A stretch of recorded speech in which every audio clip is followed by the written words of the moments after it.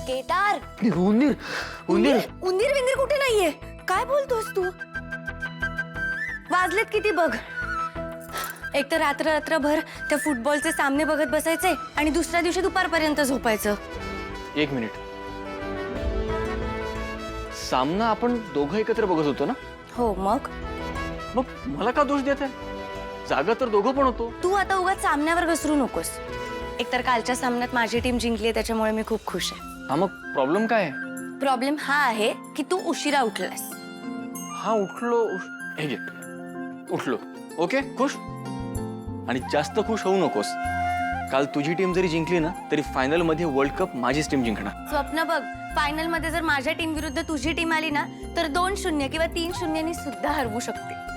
बघूयात ना, शेवटी सर्वोत्तम टीमच जिंकणार. बरोबर आहे, सर्वोत्कृष्ट टीमच जिंकणार आहे, म्हणजे माझी टीम. तसंही आता फायनल एकदम जवळ आल्यात त्याच्यामुळे मला तर खूप उत्सुकता लागली आहे. मलाही. फायनल मध्ये कोणतीही टीम असो, शेवटी मॅच आपण एकत्रच बघणार ना. हो, पण जर माझी टीम जिंकली तर मी काय तुला धीर द्यायला येणार नाही. आणि जर माझी टीम जिंकली तर गायब होऊ नकोस. यावरून एक गोष्ट तर पक्की आहे की वर्ल्ड कपच्या शेवटच्या सामन्यापर्यंत आपल्या दोघांमध्ये वाद होतच राहणार आहे. चांगलं आहे ना, त्यामुळे ही फायनल कायम लक्षात राहील. हे घे. थँक्यू काकू. येस. बरं, कुठे चाललीस तू कॉन्फरन्सला? बँगलोर.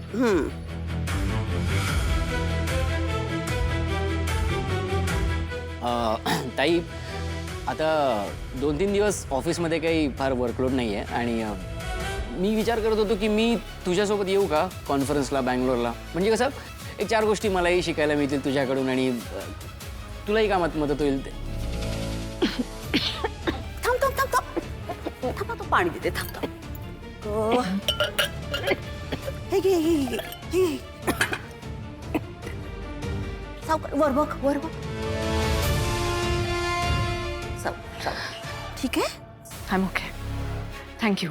थँक्यू काय? आईला कोणी थँक्यू म्हणतं का? आई आहे ना मी. आणि हा असा ठसका लागला तुला ते बँगलोरला, म्हणजे असं काही काम आहे का की युवराजने येऊ नये असं वाटतं तुला? नाही नाही, असं अजिबात नाही आहे. ॲक्च्युली युवराजनेच एका सेगमेंटबद्दल सुचवलं होतं आणि ती खूप छान आयडिया होती. आणि माझी अशी इच्छा आहे की युवराजने त्या सेगमेंटवर काम करावं इकडे थांबून. सो आय थिंक युवराज तू इकडेच थांब. आणि मला सॉरी, निघायला हवं, मला उशीर झाला. युवराज. हो हो, सेगमेंटचा या, सावकाश जा. या. हां. मम्मा चल. एवढं काय महत्वाचं काम आहे इथं त्या कॉन्फरन्समध्ये? ठीक आहे ना, जाऊ दे ना. येईपर्यंत यांचं सगळं चित्र वालटलेलं असेल. डोंट वरी. बरं, ऐक ना, माझ्या मैत्रिणी येणार आहेत गेट टुगेदरसाठी.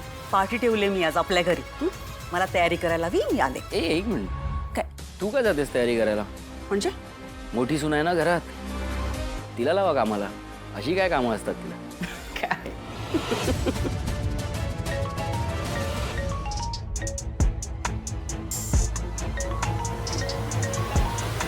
टेक्नो,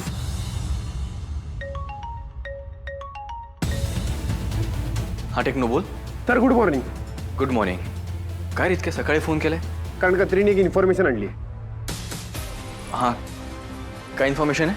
बॉस, एक टीप मिळाली आहे. आज एक मोठी ड्रग डील होणार आहे आणि तो माल जिथे ठेवलाय आपण तिथे रेड केली तर खूप काही गोष्टी हाती लागू शकतात. कुठे होणार आहे हे सगळं? तुम्हाला लोकेशन फोनवरती सेंड केलं, एकदा प्लीज चेक करता. बॉस, लवकरात लवकर ही रेड केली पाहिजे. हो, पण हे सगळं जे मॅमच्या सुद्धा कानावर घालावं लागेल. टेक्नो, तू त्यांच्याशी कनेक्ट कर. Yes boss. मी फक्त एक प्यादा होतो आणि आजही एक प्यादा आहे, पण माझ्यावरती एक व्यक्ती आहे जी अजूनही मोकाट फिरत आहे. ती व्यक्ती कुठे लांब नाही, इथेच तुझ्या आजूबाजूलाच आहे. म्हणजे गुलाब म्हणाला होता ते सगळं खरं होतं. गुलाब जरी गेला असला तरी गुन्हेगारी अजून थांबलेली नाहीये. काय वाटतं बॉस, यामध्ये पण युवराजचा हात असेल? रेप पार्टीचा आरोप युवराजला स्वतःवर येऊ द्यायचा नव्हता, म्हणून त्यांनी एका माणसाला मॅनेज केलं, त्याच्याकडनं फेक न्यूज बनवून घेतली आणि ज्याच्यात तो अडकला सुद्धा. त्यामुळे मला नाही वाटत तो आता कुठला तरी नवीन ड्रग डील करायची हिम्मत करेल. हे डील कदाचित कोणीतरी वेगळं करत असणार. गुलाब ज्या माणसाबद्दल बोलत होता कदाचित तो माणूस सुद्धा असू शकतो. म्हणजे आपल्याला हा शोध पुन्हा सुरू करावा लागेल आणि आपल्याला जर त्या माणसापर्यंत पोहोचायचं असेल तर त्याची सुरुवात आपल्याला या रेड पासूनच करावी लागणार. जर असं असेल तर आपल्याला लवकरात लवकर ऍक्शन घ्यायला हवी बॉस.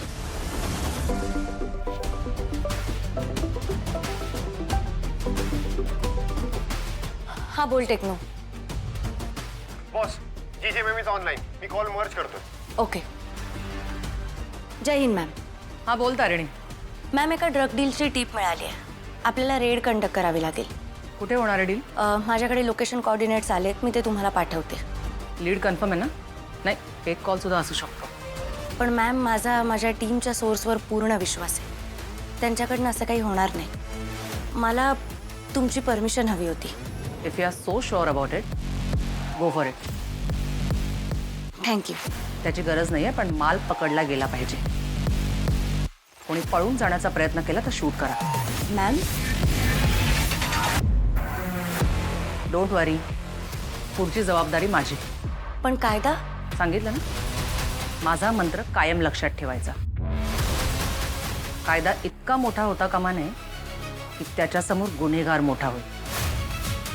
आणि हो, जरा काळजी घ्या, कारण ह्या गुन्हेगारांचे हात खूप वरपर्यंत पोचलेले असतात. मॅम त्यांचे हात कितीही वर पोचलेले असू देत, मी त्यांच्या मुळापाशी पोचणार आणि त्यांना मुळापासून उखडून काढणार. I like your spirit. तुमच्या टीमचं कौतुक करण्याची पहिलीच संधी मला मिळणार आहे, ती माझ्यापासून हिरावून घेऊ नका. कारण जे बोलते ते करते. Thank you ma'am. All the best. I want results. Show ma'am. जय हिंद.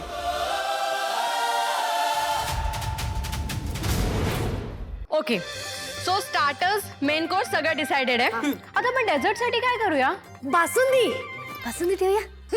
थायकरी नंतर बासुंदी म्हणजे ना 1 पीस वर टिकली लावल्यासारखं वाटेल. तिरामिसू चालेल. Yes, tiramisu done. ना मग चालेल. ईशा लिस्ट वाचून दाखव ग. एक मिनिट हा. Pumpkin soup, sushi, Greek salad, Thai curry, black rice, hummus आणि तिरामिसू. ओके. बापरे, काय आहे हे सगळं? आणि हे कोण बनवणार? मम्मा, अगं पद्मिनी काकूच्या फ्रेंड्स किती दिवसांनी येत आहेत आपल्याकडे. एवढं सगळं तर झालंच पाहिजे है ना? अगदी झालंच पाहिजे.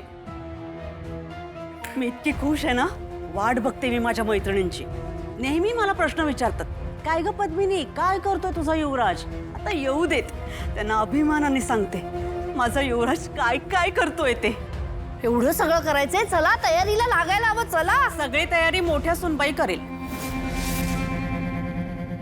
तुम्ही कुठे बाहेर निघालात का? वहिनींच्या मैत्रिणी येणार आहेत. पावसात भिजायला जायचं असेल? नाही, आम्ही ते अनाथ आश्रमात, राईट? हो. अनाथ आश्रमच तुमची प्रायोरिटी आहे का? अगं अडवू नकोस, जाऊ दे त्यांना. सुनबाई, घरात पाहुणे येणार आहेत. अतिथी देवो भव अशी संस्कृती आहे आपली. मग घरात आलेल्या पाहुण्यांचं आदरातिथ्य करणं हे मोठ्या सुनबाईंचं कर्तव्य. आणि पाहुण्यांचं आदरातिथ्य केलं नाही तर त्यांचा अपमान होईल, नाही का? आणि तसंही कशाला किती महत्त्व द्यायचं हे मोठ्या सुनबाईंना घरच्यांनी सांगण्यापेक्षा स्वतःचं स्वतःलाच कळलं पाहिजे. आत्तापर्यंत तुम्ही काय काय केलं आणि त्यामुळे काय काय झाले तुमचं तुम्हाला नीट माहिती आहे. त्यात अजून एकाची भर. नाही, असं काही नाही होणार. आलेल्या पाहुण्यांचा पाहुणचार सुद्धा एकदम व्यवस्थित होईल आणि आमचं काम सुद्धा. आणि या तुमच्या कामामुळे इथे गोंधळ झाला तर? तसं जर झालं तर आलेल्या पाहुण्यांची हात जोडून माफी मागेन मी.